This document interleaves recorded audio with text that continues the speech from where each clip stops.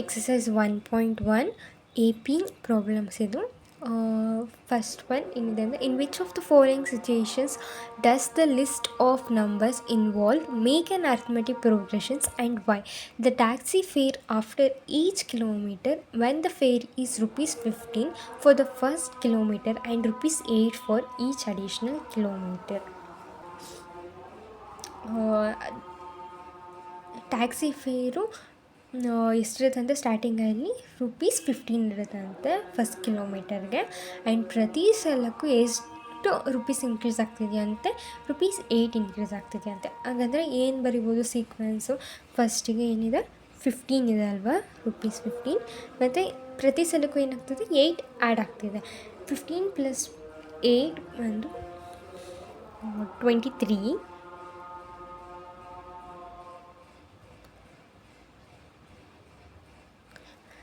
23 + 8 ಬಂದು 31. 31 + 8 ಬಂದು 39 and so on up to ಈ ಥರ ಹೋಗ್ತಾ ಇರುತ್ತೆ. ಸೊ ಇಲ್ಲಿ ಫಸ್ಟ್ ಟರ್ಮ್ ಯಾವುದಂತ ತೊಗೊಬೋದು? A = 15 ಅಂತ ತೊಗೊಬೋದು. ಆ್ಯಂಡ್ D = ಯಾವ್ದು ತೊಗೊಬೋದು? D ಅಂದರೆ ಕಾಮನ್ ಡಿಫ್ರೆನ್ಸು. A ಅಂದರೆ ಗೊತ್ತಲ್ಲ, first difference, first term. And D ಅಂದರೆ ಕಾಮನ್ ಡಿಫ್ರೆನ್ಸ್ ಅಂತ.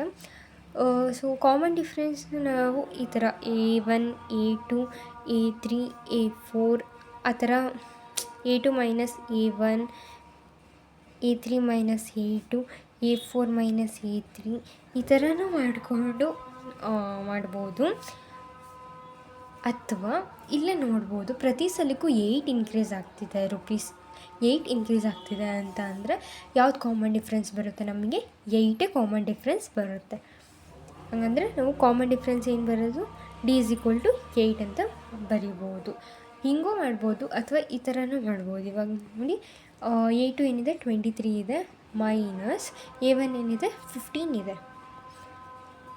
D = 8 ಬರುತ್ತಾ? ಚೆಕ್ ಮಾಡ್ತಿದ್ದೀವಲ್ವ. A3 31 ಇದೆ ಆ್ಯಂಡ್ A2 23 ಇದೆ. D = ಏನು ಬರುತ್ತೆ? 8 ಬರುತ್ತೆ. ಆ್ಯಂಡ್ A4 ಅಂತ ಇಲ್ವೋ 39 ಇದೆ ಆ್ಯಂಡ್ A3 31 ಇದೆ, ಇದು ಕೂಡ 8 ಬರುತ್ತೆ. ಸೊ ಕಾಮನ್ ಡಿಫ್ರೆನ್ಸ್ ಏನಂತ ಹೇಳ್ಬೋದು? 8 ಅಂತಲೇ ಹೇಳ್ಬೋದು. ಸೊ ಇಲ್ಲಿ AP ಫಾರ್ಮ್ ಆಗುತ್ತೆ. ಯಾಕೆ ಫಾರ್ಮ್ ಆಗುತ್ತೆ ಇಲ್ಲಿ ಅಂದರೆ, ಇಲ್ಲಿ ಫಸ್ಟ್ ಟರ್ಮ್ ಇದೆ ಮತ್ತು ಕಾಮನ್ ಡಿಫ್ರೆನ್ಸ್ ಇದೆ. ಫಸ್ಟ್ ಟರ್ಮ್ ಮತ್ತು ಕಾಮನ್ ಡಿಫ್ರೆನ್ಸ್ ಇತ್ತು ಅಂದರೆ AP ಆಗುತ್ತೆ, ಅರ್ಥಮೆಟಿಕ್ ಪ್ರೋಗ್ರೆಷನ್ ಆಗುತ್ತೆ ಅಂತ. ಸೊ ಫಸ್ಟ್ ಪ್ರಾಬ್ಲಮ್ಗೆ ಏನಾಗಿದೆ? ಅರ್ಥಮೆಟಿಕ್ ಪ್ರೋಗ್ರೆಷನ್ ಆಗಿದೆ. The second problem, the amount of air present in cylinder when a vacuum pump removes 1/4 air remaining in the cylinder at a time. ಇವಾಗ cylinder ಏನಂತ ಹೇಳಿದ್ರೆ 1 ಅಂತ ತಿಳ್ಕೊಳ್ಳೋಣ. 1ನಲ್ಲಿ ಏನಾಗಿದೆ ಅಂದರೆ ಸಿಲಿಂಡರ್ ಇದು. ಅರ್ಥ ಮಾಡ್ಕೊಳ್ಳಿ, ಇದು ಸಿಲಿಂಡರ್ ಅಂತ ಅಂದ್ಕೊಳ್ಳೋಣ. ಸ್ಟಾರ್ಟಿಂಗ್ ಎಷ್ಟಿರುತ್ತೆ? 1 ಇರುತ್ತೆ. ಅದರಲ್ಲಿ ಎಷ್ಟು ರಿಮೂವ್ ಆಗಿರುತ್ತೆ ಅಂದರೆ 1/4 ಏನಾಗಿರುತ್ತಂತೆ?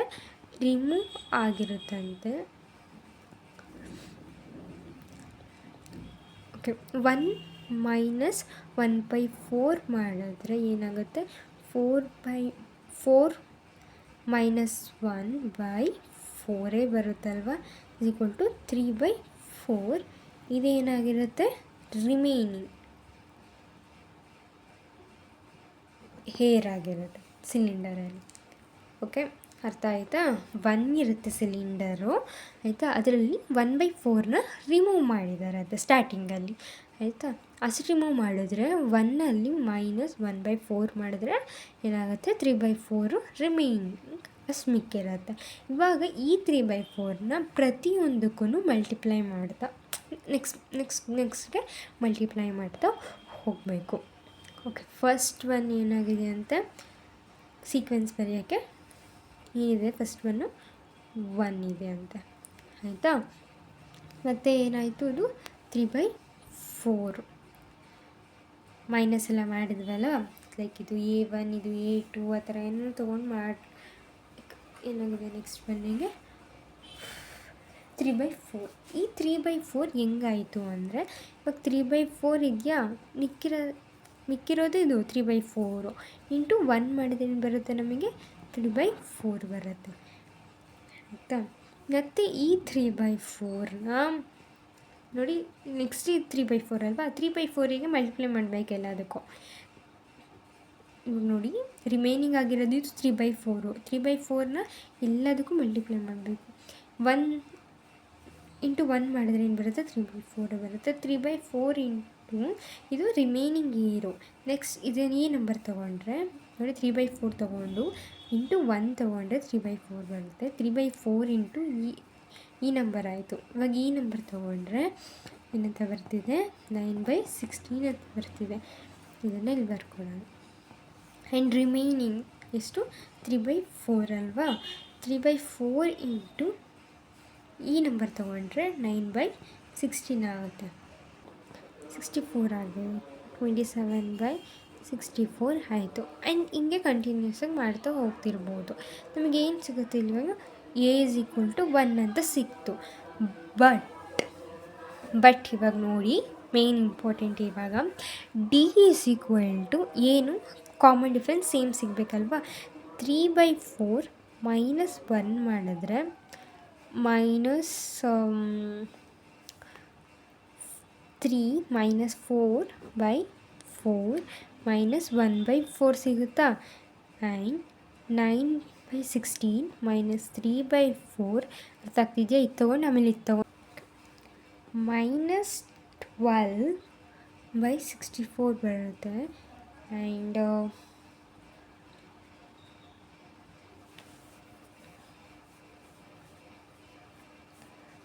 4 3 and 16 -3 16 ಅಂತ ಆಗುತ್ತೆ. ಅಲ್ಲ 4 ತೊಗೊಂಡೆ. ಓಕೆ, ಇಷ್ಟು ಬರುತ್ತೆ. ಈ ಥರ ಬರ್ತಿದೆ. ಇದು ಸೇಮ್ ಇದೆಯಾ, ಇವೆರಡು ಸೇಮ್ ಇಲ್ಲ. ಸೊ ಇದೇನಾಗುತ್ತೆ ಕಾಮನ್ ಡಿಫ್ರೆನ್ಸ್ ಸೇಮ್ ಬರ್ತಿಲ್ಲ ಅಂತ ಅಂದರೆ ಏನು ಇದು AP ಆಗಲ್ಲ. ಸೆಕೆಂಡ್ ಕ್ವೆಶನ್ನು ಅರ್ಥಮೆಟಿಕ್ ಪ್ರೋಗ್ರೆಷನ್ ಆಗ್ತಿಲ್ಲ. ಆ್ಯಂಡ್ ವೈ ಅಂತ ಇಲ್ಲಿ ಕ್ವೆಶನ್ ಕೇಳಿದ್ದಾರೆ ನೋಡಿ, ಆಗುತ್ತಾ ಅಂದರೆ ಎಸ್, ಆ್ಯಂಡ್ ಆಗಲ್ಲ ಅಂತ ಹೇಳಿದ್ರೆ ಯಾಕೆ ಅಂತ ಕೇಳಿದ್ದಾರೆ. ಇದು ಆಗುತ್ತೆ ಯಾಕಂದರೆ ಇಲ್ಲಿ ಕಾಮನ್ ಡಿಫ್ರೆನ್ಸ್ ಸೇಮ್ ಇದೆ. ಇಲ್ಲಿ ಆಗಲ್ಲ ಯಾಕಂದರೆ ಇಲ್ಲಿ ಕಾಮನ್ ಡಿಫ್ರೆನ್ಸ್ ಸೇಮ್ ಇಲ್ಲ. ಸೊ ಇದು ಅರ್ಥಮೆಟಿಕ್ ಪ್ರೋಗ್ರೆಷನ್ ಆಗಲ್ಲ. Third question, the cost of digging a well after every meter of digging when it costs us rupees 150 for the first meter and rises by rupees 50 for each subsequent meter. Digging a well ಅಂದರೆ ಇವಾಗ ಬಾವಿ ಅಗೆಯೋದು ಅಂತ ಹೇಳ್ತಾರೆ ನೋಡಿ, ಆ ಥರ. So first time 1 ಮೀಟರಿಗೆ ಡಿಗ್ ಮಾಡಿದಾಗ rupees ಎಷ್ಟಿರುತ್ತೆ ಅಂತ 150 ಕಾಸ್ಟ್ ಆಗಿರುತ್ತೆ ಅಂತ. ಅದಕ್ಕೆ ಖರ್ಚು ಎಷ್ಟಾಗುತ್ತೆ 150 ಆಗುತ್ತೆ. ಪ್ರತಿ ಮೀಟರ್ಗೂ ಅದನ್ನು ಡಿಗ್ ಮಾಡ್ತಾ ಏನಾಗುತ್ತೆ 50 ರುಪೀಸು ಆ್ಯಡ್ ಆಗ್ತಾ ಹೋಗುತ್ತೆ, ಅಂದರೆ ಇನ್ಕ್ರೀಸ್ ಆಗ್ತಾ ಹೋಗುತ್ತೆ. ಸೊ AP ಬರೆಯೋದಾದರೆ ಫಸ್ಟ್ ಒನ್ ಏನಾಗಿರೋದಂತೆ rupees 150 ಆಗಿರೋದಂತೆ. ಆ್ಯಂಡ್ ಆ್ಯಡ್ ಮಾಡಿದ್ರೆ 50 rupees 200 ಆಗುತ್ತೆ. ಆ್ಯಂಡ್ ಮತ್ತೆ ಆ್ಯಡ್ ಮಾಡಿದ್ರೆ rupees 250 ಆಗುತ್ತೆ. ಆ್ಯಂಡ್ ಮತ್ತೆ ಆ್ಯಡ್ ಮಾಡಿದ್ರೆ rupees 300 ಆಗುತ್ತೆ. ಮತ್ತೆ ಆ್ಯಡ್ ಮಾಡಿದ್ರೆ 350 ಆಗುತ್ತೆ. ಇದು A1 A2 A3 A4 ಮತ್ತು ಇದು A5. This is 250.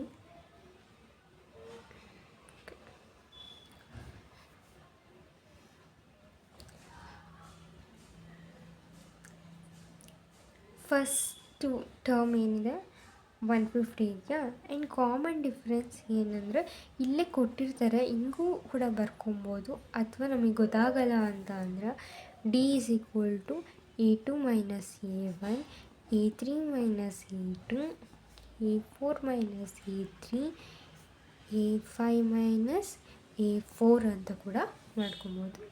D = A2 ಏನಿದೆ 200 - 150 D = 50.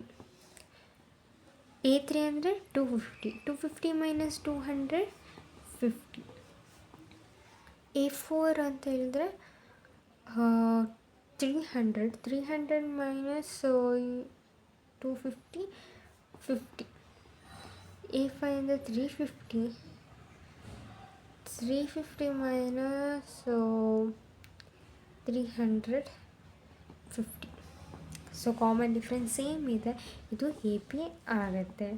ಎ ಪಿ ಯಾಕಾಗುತ್ತೆ ಅಂತ ಹೇಳಿದ್ರೆ ಕಾಮನ್ ಡಿಫ್ರೆನ್ಸ್ ಸೇಮ್ ಇದ್ದರೆ ಅದು ಎ ಪಿ ಆಗಿರುತ್ತೆ.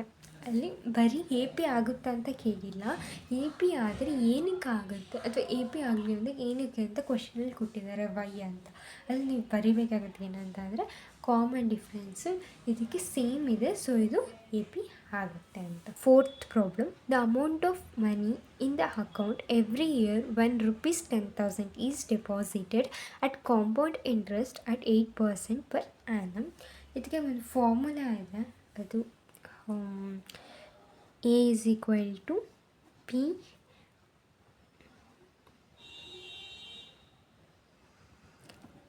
of 1 plus R ಅಂತ ಅದು ಬರ್ಬೋದು ಅಥವಾ 8 ಅಲ್ಲ, ಓಕೆ, R/100. ಇದು ಪ್ರಿನ್ಸಿಪಲ್ ಅಮೌಂಟ್ ಅಂತ ಅಂದರೆ ಇನಿಷಿಯಲಲ್ಲಿ ಎಷ್ಟಿರುತ್ತೆ ಅದು, ಇದು 10,000. ಮತ್ತು ಆರ್ ಅಂದರೆ ಇಂಟ್ರೆಸ್ಟ್ ಅಂತ ಎಷ್ಟಿದೆ 8% ಅಂದರೆ ಇದಂತ ಹೇಳ್ಬೋದು 8 ಅಂತ. ಸೊ ಅದು ಮತ್ತು ಎನ್ ಅಂತ ಇದೆ. ಎನ್ ಅಂತ ಹೇಳಿದ್ರೆ ಎವ್ರಿ ಇಯರ್ ಒಂದೊಂದು ಆ್ಯಡ್ ಆಗ್ತಾ ಹೋಗುತ್ತೆ. A1 ಅಂತ ತೊಗೊಂಡಿದ್ದೀವಿ ಅಂದರೆ ಪ್ರಿನ್ಸಿಪಲ್ ಅಮೌಂಟ್ ಏನಾಗಿರುತ್ತೆ ಅಂದರೆ ಇದು ಟೋಟಲ್ ಅಮೌಂಟ್ ಇದೆ. ಇದು ಪ್ರಿನ್ಸಿಪಲ್ ಅಮೌಂಟ್ ಇನಿಷಿಯಲ್ ಅಮೌಂಟ್ ಎಷ್ಟಿರುತ್ತೆ 10,000 ಇರುತ್ತೆ. ಸೊ 1 ಆರ್ ಅಂದರೆ ಇಂಟ್ರೆಸ್ಟ್ ಎಷ್ಟು 8%, 8/100 ಇಂಟು ಇದೇನು ಇರುತ್ತೆ ಎನ್ ಅಂದರೆ ಎಷ್ಟಕ್ಕೆ ಮಾಡ್ತಾಯಿದ್ದೀವಿ ಫಸ್ಟ್ನೇ ಇಯರಿಗಲ್ಲ, ಇದು 1 ಅಂತ ಬರ್ಕೊಳ್ಬೇಕು.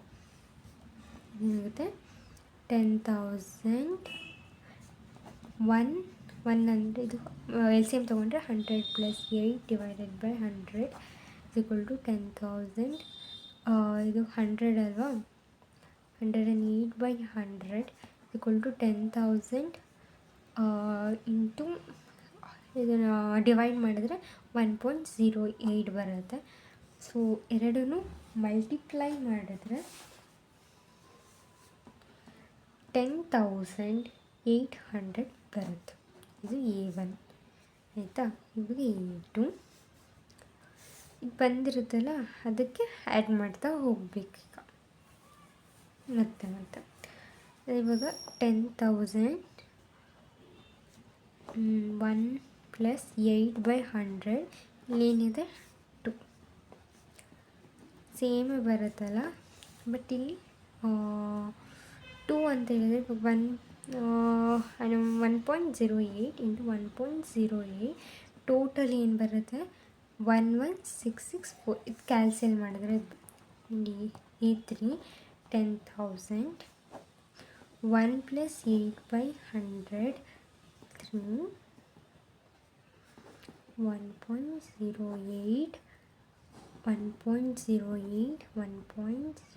is equal to 12,597.12. A4ಗೆ ತೊಗೊಂಡ್ರೆ ಇದೇ ಥರ 10,000 1 + 8/100 4 10,000 1.8 into 1. ಎಷ್ಟು ಬರುತ್ತೆ 13,604.89 ಬರುತ್ತೆ. ಸೊ ಇಲ್ಲಿ ಕಾಮನ್ ಡಿಫ್ರೆನ್ಸು ನೋಡ್ಬೋದು ನೀವು, ಇಲ್ಲೇನಿದೆ ಬರೀ ಒಂದಿದೆ ಅಲ್ವ, 1.08 ಅಂದರೆ 1 ಇದೆ. ಆ್ಯಂಡ್ ಇಲ್ಲಿ ಎಷ್ಟಿದೆ 2 ಇದೆ, ಇಲ್ಲಿ 3 ಇದೆ, ಇಲ್ಲಿ 4 ಇದೆ. ಸೊ ಕಾಮನ್ ಡಿಫ್ರೆನ್ಸ್ ಸೇಮ್ ಇದೆಯಾ ಇಲ್ಲ. A is equal to ಏನಿದೆ 10,000 ಅಂತಲೇ ಇದೆ ಫಸ್ಟ್ ಟರ್ಮು, ಬಟ್ ಇಲ್ಲಿ ಇದು ಇಲ್ಲ ಬೇರೆ ಇದೆ ಅಂತ ಇಲ್ಲಿ ಕಾಮನ್ ಡಿಫ್ರೆನ್ಸ್ ಏನು ಇದೆಲ್ಲ ಏನು ಸೇಮ್ ಇಲ್ಲ, ಡಿಫ್ರೆನ್ಸ್ ಇದೆ ಅಲ್ವಾ. ಡಿಫ್ರೆನ್ಸ್ ಇದೆ ಅಂದರೆ ಇದು ಏನಾಗಲ್ಲ,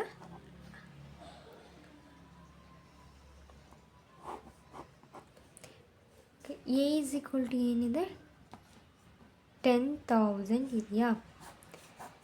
and D is equal to ನೋಡಿ ಇಲ್ಲಿ ಸೇಮ್ ಇಲ್ಲ ಅಂತ ಹೇಳಿದ್ರೆ ಏನು ಕಾಮನ್ ಡಿಫ್ರೆನ್ಸ್ ಸೇಮ್ ಇಲ್ಲ ಅಂದರೆ ಅರ್ಥಮೆಟಿಕ್ ಪ್ರೋಗ್ರೆಷನ್ ಆಗಿಲ್ಲ ಅಂತ. A is equal to 10,000, d is equal to same ಇಲ್ಲ, ಇಲ್ಲಿ ಗೊತ್ತಾಗ್ತಿದೆ. ಆ್ಯಂಡ್ ಸೇಮ್ ಇಲ್ಲ ಅಂದರೆ ಏನಾಗಲ್ಲ, ಅರ್ಥಮೆಟಿಕ್ ಪ್ರೋಗ್ರೆಷನ್ ಆಗಲ್ಲ. ಅಲ್ಲಿ ಕ್ವಶನಲ್ಲಿ ಕೇಳಿದ್ದಾರೆ ಅಲ್ವಾ, ಅರ್ಥಮೆಟಿಕ್ ಪ್ರೋಗ್ರೆಷನ್ ಆಗುತ್ತೆ ಅಥವಾ ಇಲ್ಲ, ಯಾಕೆ ಅಂತ ಕೇಳಿದ್ದಾರೆ. ಆ್ಯಂಡ್ ಅರ್ಥಮೆಟಿಕ್ ಪ್ರೋಗ್ರೆಷನ್ ಇಲ್ಲಿ ಆಗಲ್ಲ, ಯಾಕಂದರೆ ಕಾಮನ್ ಡಿಫ್ರೆನ್ಸ್ ಇಲ್ಲ. ಕಾಮನ್ ಡಿಫ್ರೆನ್ಸ್ ಸೇಮ್ ಇಲ್ಲ ಅಂತ ಹೇಳಿದ್ರೇನು ಅರ್ಥಮೆಟಿಕ್ ಪ್ರೋಗ್ರೆಷನ್ನು ಆಗಲ್ಲ ಅಂತ